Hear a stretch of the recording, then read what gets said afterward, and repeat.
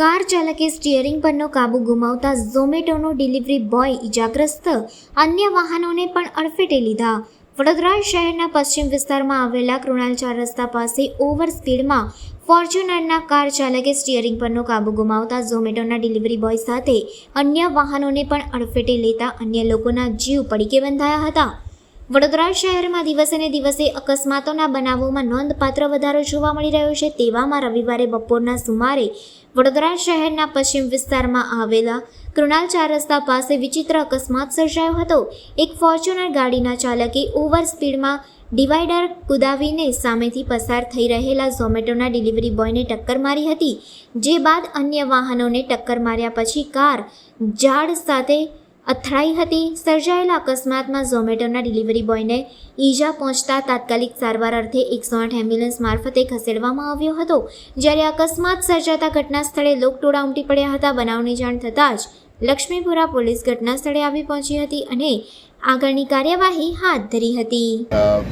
વડોદરા શહેરની અંદર હમણાં તમે જુઓ તો જે રીતના ડ્રાઇવિંગ થાય છે, ખાસ કરીને જે લોકો ડ્રાઇવિંગ કરે છે પોતે પોતાના ઘરેથી નીકળે ત્યારથી જ એ લોકોએ પોતે ડ્રાઇવિંગ કરી છે એ રીતના નીકળવું જોઈએ, કારણ કે આ જે રીતનું એક્સિડન્ટ એમાં કોઈનો વાંક જ નથી। જ્યાં ડિવાઈડર છે આખું કૂદીને રોંગ સાઈડ પર આવી રહ્યા છે અને એવું પણ નથી કોઈ હિટ એન્ડ રન માટે કે રાત્રે કોઈ નશીલી પદાર્થમાં પોતે ફેમિલી સાથે નીકળ્યા છે।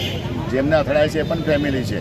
એટલે કેટલીક વાર પોતે માણસ કાં તો મોબાઈલમાં વ્યસ્ત હોય કાં તો પોતાના વિચારોમાં હોય અને એના લીધે કોઈ માણસ જે પોતે ઘરેથી નક્કી કર્યો એ પોતાનું એક્સિડન્ટ નહીં કરવા માંગતો પણ સામેવાળો એક્સિડન્ટ કરે। આજે પરિસ્થિતિ આજે ઝોમેટોવાળાની થઈ છે। એટલે આની અંદર હવે વાંક નથી કોઈ કોર્પોરેશનનો નથી કે નથી, પણ જે ચલાવનારા એ જ્યારે પણ ગાડીઓ ચલાવે, હું તો કહું મારે કે કોઈએ પણ ગાડી ચલાવતી વખતે ફક્ત એનું કોન્સન્ટ્રેટ ડ્રાઇવિંગ પર જ હોવું જોઈએ, નહીં તો આવા અકસ્માતે કોઈ જવાબદાર હોતું નથી।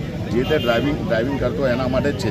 અને આજનો જે બનાવ બન્યો છે એ જે ગાડી ચલાવનારે પોતે જ ગાડી, કારણ કે આટલા નાના રોડ પરથી તમે 100ની સ્પીડ પર આવો અને પછી તમે પોતે પણ ફેમિલી સાથે છો અને જેને ગાડી અથડાઈ છે એ પણ બિચારા ફેમિલી સાથે જ છે। તો આવા પ્રકારના એક્સિડન્ટો વડોદરા શહેરમાં એટલા માટે થઈ રહ્યા છે કે ડ્રાઇવિંગ કરતી વખતે લોકો પોતે ધ્યાન નથી રાખતા। તો મારું ફક્ત એટલું છે કે અહીંયા અમે કદાચ એક ડિવાઈડર એક જગ્યા તમે સ્પીડ બ્રેકર મારશો, પણ આવા રોડ પર અમે 15 સ્પીડ બ્રેકર મારીશું તો નથી પાણીનું અટકાવ થાય અને લોકોના કમરો તૂટી જાય। એટલે આમાં કોઈ આ કુનાલ ચોકડી પર નથી, કુનાલ ચોકડીથી આગળ જતાં ઋષિતા અને ફોર્ચ્યુન ટાવરની વચ્ચે છે કે જે સેફ રસ્તો છે, તેમ છતાં પણ એ પોતે એમની ગાડી કૂદીને આવ્યા છે, જેના લીધે આનું એક્સિડન્ટ થયું છે। જો કે પોતે જાતે જ એને લઈને એ હોસ્પિટલ લઈ ગયા છે। અમને એને કમરના નીચેના ભાગ પર વાગેલું છે। ભગવાન કરે કે એની તબિયત સારી રહે।